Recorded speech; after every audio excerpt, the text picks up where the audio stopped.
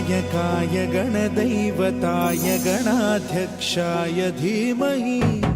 गुणशरीराय गुणमण्डिताय गुणेशानाय धीमहि गुणातीताय गुणाधीशाय गुणप्रविष्टाय धीमहि एकदन्ताय वक्रतुण्डाय गौरीतनयाय धीमहि गजेशानाय भालचन्द्राय श्रीगणेशाय धीमहि एकदन्ताय वक्रतुण्डाय गौरीतनयाय धीमहि गजेशानाय भालचन्द्राय श्रीगणेशाय धीमहि चतुराय गानप्राणाय गानान्तरात्मने गानोत्सुकाय गानमत्ताय गानोत्सुकमनसे गुरुपूजिताय गुरुदैवताय गुरुकुलस्थायिने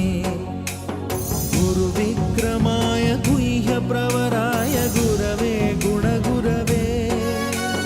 गुरुदैत्यकलक्षेत्रे गुरुधर्मसदाराध्याय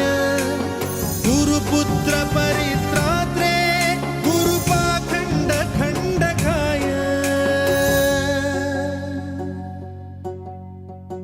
गीतसाराय गीततत्त्वाय गीतगोत्राय धीमहि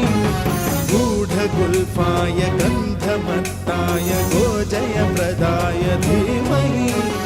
गुणातीताय गुणाधीशाय गुणप्रविष्टाय धीमहि एकदन्ताय वक्रतुण्डाय गौरीतनयाय धीमहि